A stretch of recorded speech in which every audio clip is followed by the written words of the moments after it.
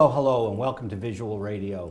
I'm looking at the clock, which is very unprofessional in television, but since I've been doing this since '79, it's okay, right? You're probably used to it by now, yeah. I am. I am very happy to say my old colleague, my old friend, Phil Greene, is here in the studio. I can't believe it, Phil. How you doing, Joe? Welcome back. It's been a while. Yeah, but I never really did. Unfortunately, I never did TV down at Normandy, which is a big mistake. Should have hauled the cameras in for Buddy Guy. Yeah, a couple artists did some pretty good videos there that ended up on top 10 records, actually. You know, lip syncing to the track, making believe they were singing. Normandy Sound was this amazing place. We met you at Bunratty's. You came up to me one night and said, "Come down to my studio." Actually, the backstory on that, I was talking to AJ. You know AJ at Bunratty's. Sure. And you know how he had his beer drinking? We were having one of our beer drinking contests. You know, everybody getting a beer drinking contest. The only diabetic that does a chug. I don't think he does it anymore. He used to be able to put on 12 beers down in like 5 minutes. I never seen anybody like him. He always won. Nobody could even touch him. And he said, and he was playing with fire, people. AJ was playing with fire. And he says, "You know that guy over there? That's Jimmy Miller. Would you like to meet him?" I said, "Yes." He said, "Well, you have to buy him a drink." I said, "No problem. I'd love to meet him. He's always been one of my..." And then I met Jimmy, and then like about 5 minutes later, I probably met you. You know what I mean? Because you were managing him at the time, I believe. That's correct. We were business partners. I was managing him. We had escapades. It was fun. For all of you that don't know who Jimmy Miller is, you're probably pretty young. He produced all the good Rolling Stones records, and Traffic, and all the good Stevie Winwood stuff, and Blind Faith, Clinton, Blind Faith, Plasmatics, Motorhead. Yeah, well, I just mentioned the good stuff. Beck Bogart and Apogee. Finally, the sessions came out on the box set. Jizz Whiz. Jimmy Miller produced Beck. Didn't he have a hit with Parliament before he left too? I just want to testify. What happened was George Clinton wrote a hit, and the publisher was Barclay, if I recall what Jimmy told me, and Jimmy produced it. And the next thing George Clinton knew was Jackie Wilson had the hit with Baby Work Out. It was George Clinton's tune.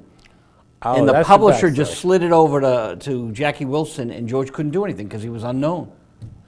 Just kind of like Dick Clark, God rest his soul, saw Hank Ballard doing the Twist and decided he wasn't acceptable for the white middle class, and they needed a nice, acceptable black person for the middle class, and he talked to the record company and he gave it to Chubby Checker, but that was Hank Ballard's song. Dick Clark heard it while he was rehearsing it at his show. Same kind of thing. And Chubby Checker came out of that whole Philadelphia sound with Joe Pesci and Pat Martino, the great jazz guy. And of course, can't leave out Joe Tarsa, the guy from Sigma Sound, the guy that recorded all of those hits. Nope. You know, a dear friend of mine is Jerry Ross, who did I'm Gonna Make You Love Me, he wrote. He discovered Gamble and Huff. Jerry Ross produced Sonny. So all these great people. I was at Sigma Sound. Yeah, well, Joe Tarsa owned it, was the main engineer there. He did all the Gamble and Huff stuff. He did the whole Sound of Philadelphia. He was the guy cutting it. It was amazing to be sitting in Tarzi's room and meeting him, like it is meeting you. He's a friend of mine on Facebook, so. He's a very, very nice guy, and it's a great studio like your studio was back in the day. Now you have a new studio. It doesn't belong to me. I don't think I'll ever be a studio owner again. It's a lot of headaches. I had 25 years of that. I worked really hard to pay all my employees' salary for 25 years and decided maybe I just want to pay my own. You know. It's a tough enterprise unless you're managing the band, you know, and you hit. In the middle 80s, when we ramped up and got SSLs and went 48 track and did all of that, it was a really good business to be in. You know, you can make $500,000, $600,000, $700,000 a year just in time. But by the middle 90s, when all the home digital stuff came out, studios like that became less and less viable. And by the end of the 90s, I said, I better get out now, because the people that waited a few more years, I took a bath. In New York, there was a bloodbath in about 2003, 2004. They were giving away $400,000 SSLs for like 40 grand. I mean, it was just like, you know, at least I got paid for something for my stuff. And I don't understand why people don't want to use an SSL board today, or you know, a Neve. Why they insist on everything being digital? Because there's something beautiful about that old equipment. Oh, it sounds much, much better, but you got to understand, a lot of your consumers have been brought up listening to MP3s, the downloads, which are, MP3 is the most miserable sounding thing I've ever heard. Thank you. Okay. CDs aren't bad, but MP3s are terrible. And so when it gets down to that level, the source doesn't really matter much because what they're delivering to the public is so bad, you can't really hear the difference. So like digital, you know, like, yeah, in its pure form, a really high-class analog recording sounds much better. You can't fix people's timing and tuning like you can with the digital. It just sounds a lot better. It's a lot quicker, too. But I found that the younger people that are consuming can't hear the difference. On an MP3, you can't hear the difference between good analog and bad. It all sounds bad. So that's what they're used to, so that's become it's a dumbing down of like what people accept as good sound. Yeah, it's like beta lost out to VHS. It's the same kind of principle, only more extreme, wouldn't you say? The better thing loses out to... Well, as you know, the music industry started to decline with MTV. Like that, it was the first hit, "Video Kills the Radio Star," was pretty prophetic, because the record companies stopped signing people because they were good musicians and started signing because they had good haircuts, okay, because they looked good on MTV. And then the internet, when they started to download everything, finished off the industry. And now you can't even get signed to a major label unless you give them a 360 deal, which means they get a piece of your gigs, a piece of your publishing, a piece of your merchandising, because they don't make any money selling records. It's the only reason they have to sign you. I would think, like, take Whitney Houston dies. It's an avalanche of money because there's no startup costs. They've already paid for there's no cover art. It's just pure download, pure gravy for Whitney Houston's label. So isn't it the same principle with a new band? Take Ball and Chain. Friends of ours. Yeah, but what percentage of people do you think are paying for those downloads, and what percentage do you think are ripping them off? I think the percentage is definitely on the side of the people ripping it off and not the people paying for it. Well, you know, and you can legally go to YouTube and just listen to anything like a big old radio station. I have a theory about this, you know.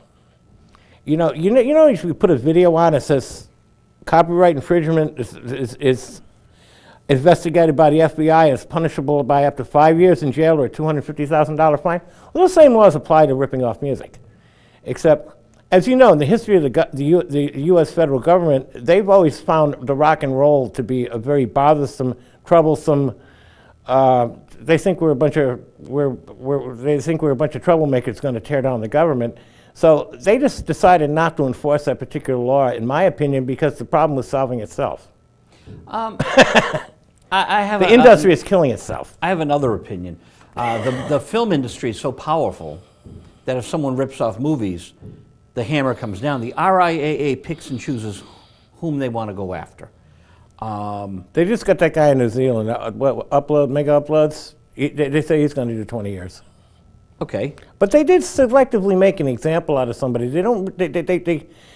You know, they got this. It's like New Orleans with somebody with one finger in a hole.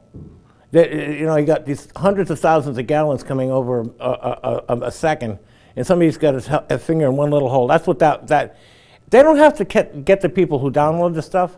They have to get the people who upload it, because like it costs money to make those records. The artists deserve their royalties. The record company deserves their money.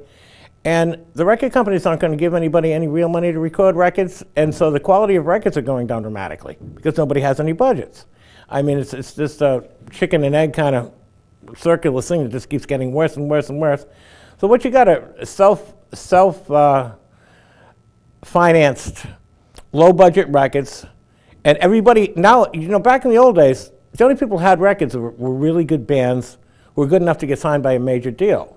Nobody could afford to make a record with the support of a major label. But now you have all these little studios in people's basement with with computer-based studios. So everybody can afford to make a little record. Unfortunately, they're not nearly as good as the ones. The record companies used to act as a quality control thing. If you weren't good enough, you just didn't get signed. Now everybody's good enough to put out a record, whether they're good enough or not. And with the digital technology, we're able. If they're out of tune, we tune them. If they're out of time, we time them. We can actually technically almost make them sound like professionals. But that, you know, this technology has actually resulted in, for the most part, the musicians aren't as good as they used to be because they don't have to be. Right, and the audience is accepting this lower standard It drives me crazy. I picked this up at Newbury Comics during Record Store Day. You know what Record Store Day is? It's an annual event which was this past Saturday. So some of these stores like Newbury Comics, you know, like They're one of the last men standing, actually, aren't they? yeah, but these independent record stores, you know, that's their like thing. You can have that. That's their like directory. I picked up Goldfinger, one of my all-time favorite records. It's the soundtrack to the film Goldfinger. Shirley Bassey. To hear her young voice, because we play, as my roommate and I drive around, we play older Shirley Bassey. But then I'm putting this in, and we're driving to the restaurant, and I'm like, boy, she sounds so young and beautiful. The production is impeccable. It's absolutely impeccable. And then there's the instrumental Goldfinger that every rock and roll was station that the first James Bond movie? No, this was like the second or third, fourth. That guy, Albert Broccoli, was a very bright guy. He got Smirnoff to pay for a lot of the first movie because Broccoli. he was Broccoli. He was introducing Smirnoff vodka. Well, he wasn't, but Smirnoff was introducing vodka in the United States. Nobody knew what vodka was before that movie, basically. Oh, we were shaken whiskey and beer stirred. drinking. We didn't drink wine either in those days, and so vodka martini, shaken not stirred.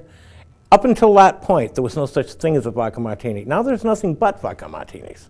But that was the first major example of product placement I've ever seen on a movie. And it really, and I'm sure they helped finance a lot of that first movie.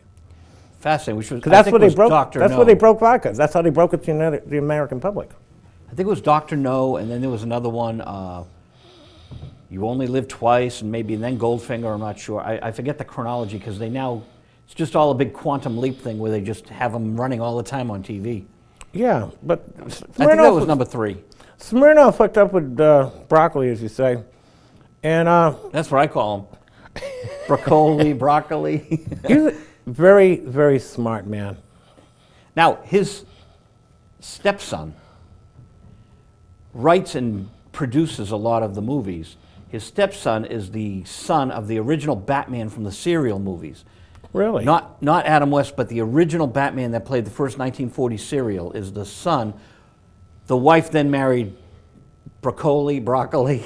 And so this guy, it's really weird that the Batman lineage goes to James Bond and people don't even realize it.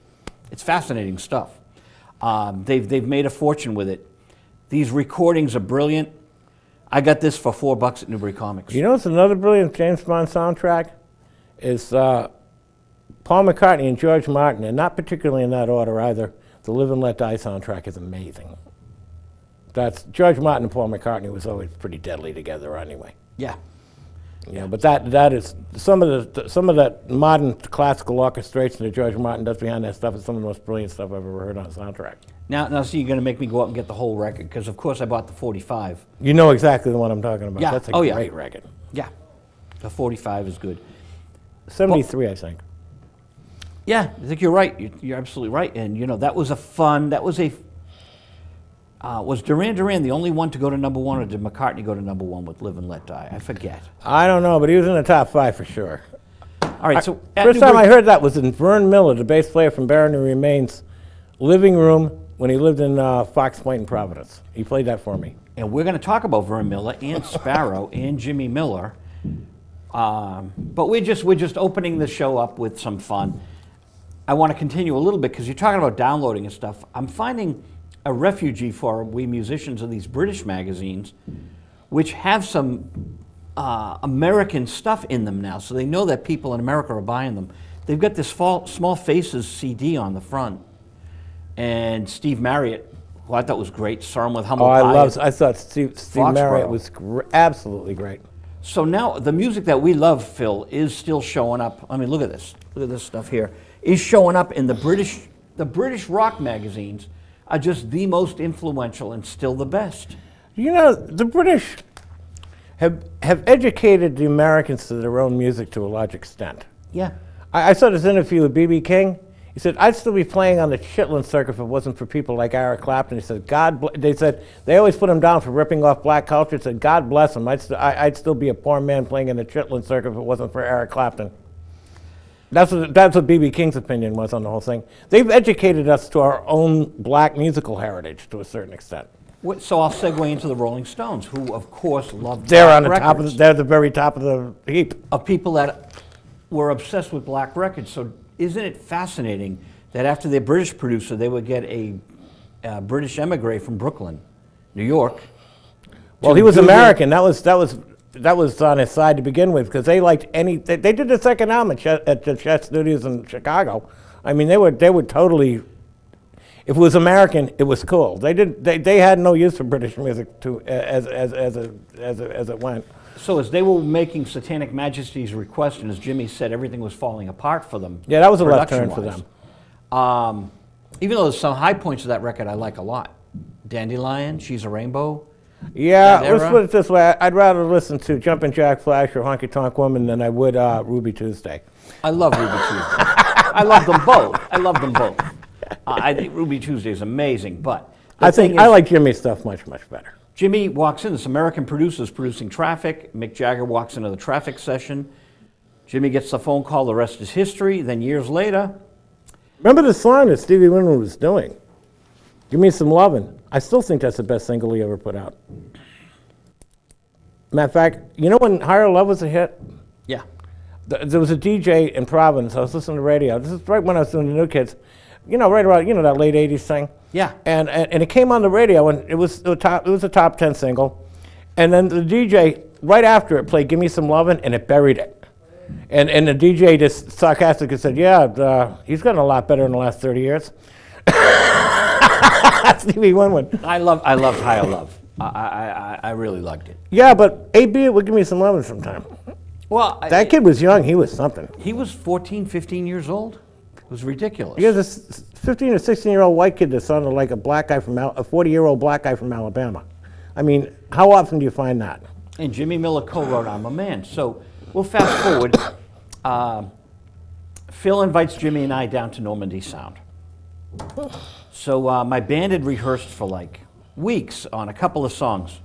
One was a Rolling Stones song, Blood Red Wine, that they finally put out on the Exile on Main Street thing. But we did it first at Normandy, people. And another song I wrote. And I brought Joe Pett down from the Joe Perry Project. And Phil Greene and Joe Pett started trading sounds. And I'm like, the band is ready to rock. And Joe and Phil are trading sounds. And Jimmy says, they're having fun. I said, I know, I'm cool. He goes, cool your band down, because they're going to really do a great job for you. So you guys are having a lot of fun. You had Janet's Beaver, which was a great sound for a drum sound, which I think we put on the record. Yeah, that was a samples across between something off a Janet Jackson record and a live Beaver Brown tape. It was Nasty from Janet Jackson, right? Yeah. Off the Nasty album. And it was a live album that Beaver Brown recorded at the Ritz. Oh, I thought they recorded with you there in Normandy. No, that was a live thing they did at the Ritz, which is the old Studio 54. We're getting the secret of Janet's Beaver, the sound. Yeah, it's a sound sample called Janet's Beaver. Yeah, I created it by mixing that live snare from that Beaver Brown concert and that lift off the Janet Jackson record. I mixed them two together about 50-50, and that's what created that sound. And we used it when Joe Pett hit the kick drum, right? Bam, it exploded. It was an amazing sound. Oh, that was in the late 80s. That was a time of mega drums. They didn't really sound like drums. They sounded like bigger than drums ever could. Yeah. We used to. I remember with Michael when we were mixing all those hit singles, and we had to run there for about 22 years, like when we were doing a hit single, top 10 single every month. A lot of those kicks and snares were like 5 or 6 drums put together. That was the sound of that era. You know, I picked that up watching Tom Lidalzi at Unique. You know, he was the first guy I ever saw use that many samples on a drum, actually. So as they're trading sounds, I'm in the corner just writing a song, and Jimmy goes, I like it. I said, I like it too. So the band was kind of like, we've been practicing it, and we just did what the Rolling Stones did at your session, the first session with you. What Jimmy would do, they would write a song in the corner, and that's what I was doing, and we presented it to the band, and we recorded 3 versions of it. And it came out, and it was really fun. And then I was doing PR with Alyssa Perry, Joe Perry's first wife. Mm-hmm. And she knew this fellow who was road manager for Aerosmith. Kelly? No, I should know his name. Going after him? Vieira or something. It had some animal name. So the fellow knew the Buddy Guy people. Oh, really?